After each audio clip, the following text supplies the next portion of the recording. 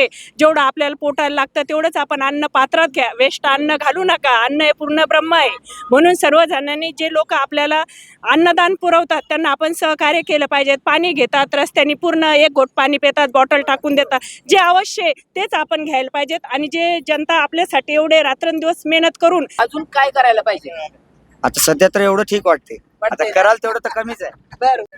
रामकृष्ण हरी माऊली, सध्या आपण आहोत वाल्ले येथे. सध्या आपण चाललेलो आहोत पंढरीच्या वाटेने. तुम्ही बघू शकताय वारी म्हटलं की फक्त चालणं नव्हे तर सगळ्या गोष्टी आल्या. आता आपण बऱ्याच गोष्टी तुम्हाला दाखवलेल्या आहेत.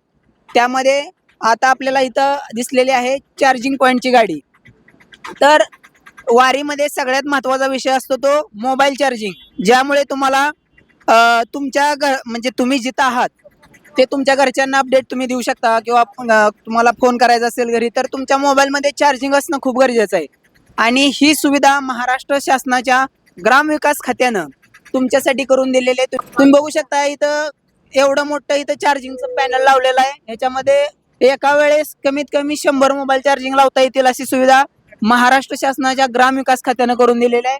आपल्या बरोबर इथं माऊले आहेत, ज्यांनी मोबाईल चार्जिंग इथं लावलेलं आहे. त्यांना आपण विचारू की ही महाराष्ट्र शासनाची सेवा त्यांना कशी वाटते. चार्जिंगची सुविधा केली, काय काय भावना आहे तुमच्या?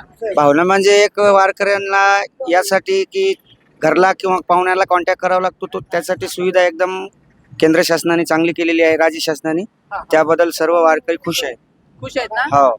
किंवा अजून आता ही झालं मोबाईल चार्जिंगचं, अजून कुठल्या कुठल्या सुविधा चांगल्या केल्या? सध्या यावर्षी तर 2026च्या वारीमध्ये आरोग्यासाठी सुविधा आणि पाण्याची सुविधा, चार्जर व्यवस्था, हे सर्व गोष्टी राज्य शासनाकडून सध्या चांगल्या आहेत.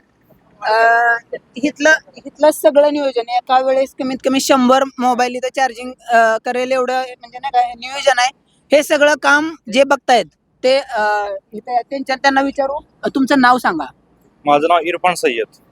कुठले आहात तुम्ही? आम्ही अकलूज राहणार. अकलूज. तर हे अकलूजचे आहेत. आणि कसं कसं नियोजन बघताय सगळं? हे आपल्या टोटल 16 गाड्या आहेत. बरं. माऊली महाराजला 8 गाड्या आणि तुकाराम महाराजला 8 गाड्या. 8. ऑपरेटर आहेत सोबत. बरं. काय अडचण आली तर लगेच ते येतात. बरं. आणि ही सेवा जी आहे ना, खूप अतिशय सुंदर सेवा आहे.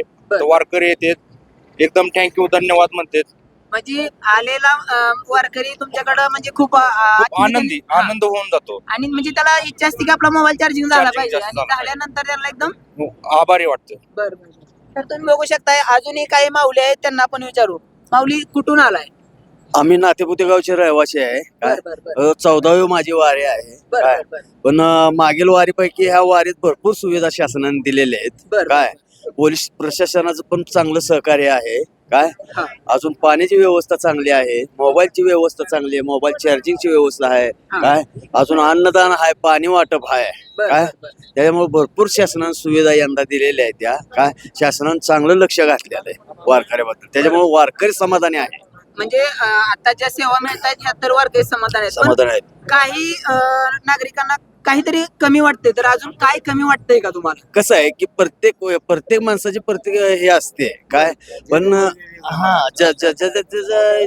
हे वेगळं असतंय. काय त्याच्यामुळे कुणाला काय वाटतंय त्याच्यापेक्षा हे महत्वाचं आहे की मागील वर्षापेक्षा ह्या वर्षी जास्त सुधारणा केलेली आहे. काय त्याच्यामुळं शासनाचं भरपूर सहभाग आहे याच्यात. काय आणि शासनाने भरपूर मदत केली जनतेला आणि करते वारकऱ्यांना. काय त्याच्याबद्दल ह्या गव्हर्नमेंटचं, ह्या सरकारचं काय ऋणी आहोत आम्ही. काय तर तुम्ही बघू शकताय. माऊली कुठलं गाव? कोल्हापूरचे तुम्ही. कितवी वारी आहे तुमची? पहिलीच आहे माझी. पहिलीच वारी आहे. कसा अनुभव आलाय तुम्हाला? एवढं समाधान वाटतंय ना, जबरदस्त. बरं. कंटिन्यू इथून पुढे वारी करावी असं वाटतं, करणारच आहे. बरं. नाव सांगा. बाजीराव ज्ञानदेव पाटील, माझं वय 48, तालुका राधानगरी, जिल्हा कोल्हापूर. काय व्यवसाय वगैरे काय? मी मार्केटिंग मध्ये, ऍग्रिकल्चर क्षेत्रामध्ये काम करतोय. यंदा कसं काय नियोजन केलं इकडे? असे 4-5 मित्र माझे म्हटले होते वारला घेऊन जा, कसं वाटतंय बघ. मग त्यानंतर म्हटलं जाऊन येऊया म्हटलं. मग आता तुम्ही अजून किती जणाला घेऊन येणार वारीला? येणार की मी 8-10 लोकांना सांगणार माझ्या मित्रांना. म्हणजे मला पहिल्या टप्प्यामध्ये माझे मित्र म्हटले होते आणि कोणतरी घेऊन ये.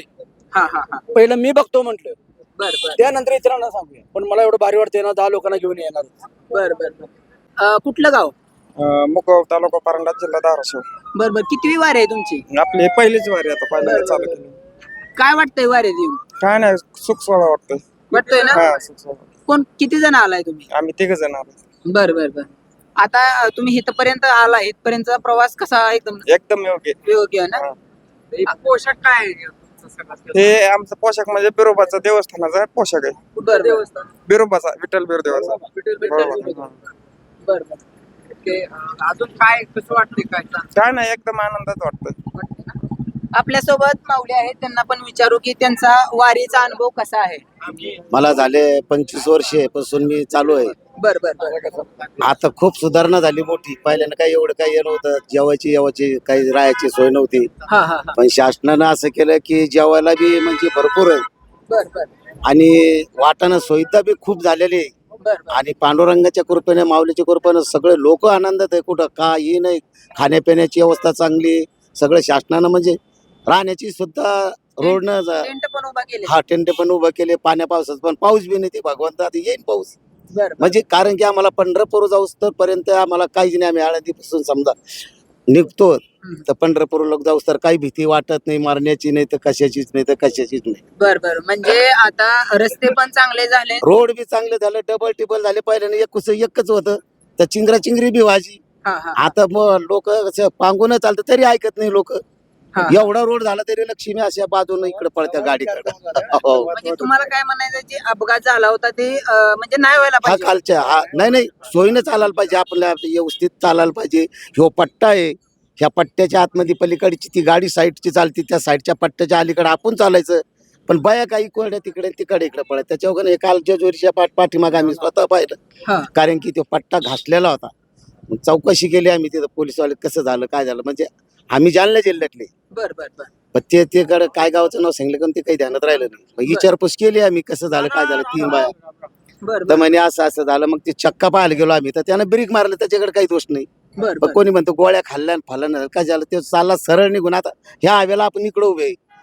आणि त्याच्या पलीकडे जर आपण गेलो तर तो काय करीन, फास्ट आला ना तो. बर आता तुम्ही तिकडे आडवं गेलं त्याच्याकडे काही चुकी आहे का? बर. त्या ढवळ्या पट्ट्याच्या अलीकडेच पाहिजे, आपण ह्या लाईन चाललो होता. म्हणजे वारकऱ्यांनी ह्या वारीमध्ये शिस्त पाळली पाहिजे. शिस्त पाळलं पाहिजे. पुन्हा काही घ्यायचं वाटप तर सगळं धिंगाणाच काय धिंगाणा, काय म्हणजे प्यायचा थोडक्यात धिंगाणा. वारीमध्ये सगळ्या सुविधा आहेत, फक्त सगळं शिस्त.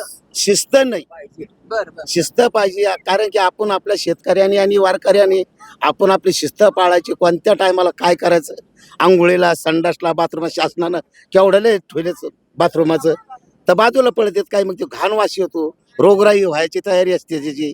माश्या बसतात स्वयंपाकावर, म्हणजे तरी या- शासनानं सुविधा केल्यात, फक्त त्याचा योग्य वापर नाही होऊ राहिला. हो. तर आता आपण पंढरीच्या वाटेवर चाललेलो आहोत. इथं काही माऊली आहेत, त्यांना पण आपण विचारू की त्यांचा वारीचा अनुभव कसा आहे. तुम्ही आता आळंदी पासून कुठून चालत आलाय? आम्ही पुणेपासून.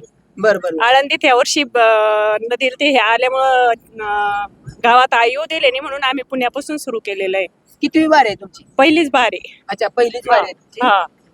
कसा आहे अनुभव तुमचा, कसा आहे? नाही, खूप छान अनुभव आहे. आणि सांगायचं म्हटलं, प्रत्येक ठिकाणी जे लोक व्यवस्था करतात, तुमच्या चॅनलद्वारे मी सर्व लोकांना हे सांगू शकते, जेवढं आपल्याला पोटाला लागतं तेवढंच आपण अन्न पात्रात घ्या, वेस्ट अन्न घालू नका. अन्न हे पूर्ण ब्रह्म आहे. म्हणून सर्वजणांनी जे लोक आपल्याला अन्नदान पुरवतात त्यांना आपण सहकार्य केलं पाहिजे. पाणी घेतात रस्त्याने, पूर्ण 1 घोट पाणी पितात, बॉटल टाकून देतात. जे आवश्यक आहे तेच आपण घ्यायला पाहिजेत. आणि जे जनता आपल्यासाठी एवढे रात्रंदिवस मेहनत करून आपल्याला अन्न पुरवते, पाणी पुरवते, यांना आपण सहकार्य केलं पाहिजेत. जेवढं आवश्यक तेवढं आपण घेतलं पाहिजेत, वेस्ट घातलं नाही पाहिजे. आपण घरी जर पाणी घेतो 1 ग्लास, तेवढं पितो, वाया घालतो का? तसंच आपण वारीत पण सर्वांनी स्वच्छता बाळगली पाहिजे. आता एवढे रस्त्याने टॉयलेट वगैरे करतात, आपण त्याचाच यूज केलं पाहिजेत, उघड्यावर हे केलं नाही पाहिजेत.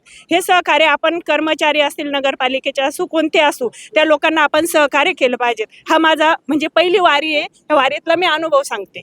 तुमचं नाव काय आणि कुठलं गाव तुमचं? माझं नाव शारदा सुधाकर जायबा आहे आणि माझं गाव देऊळगाव राजा आहे. जिजाऊचं माहेरघर शिंदखेड राजा, त्याच्या शेजारी 15 किलोमीटर आहे. मी भारतीय जनता पार्टीची महिला मोर्चाची तालुका अध्यक्ष आहे आणि माझी नगरसेविका आहे. हे आमच्या नगरसेविका आहे अजित दादा गटाची. माऊली, तुमचं नाव सांगा. मीना सुभाष दराडे, मी नगरसेविका आहे देवगडच्या नगरपालिका. बरोबर. तुमचा वारीचा अनुभव कसा आहे? वारी तर मी कालपासूनच आली आहे. चांगलं वाटलं कारण आता 2 दिवस चालणार आणि थांबणार आम्ही.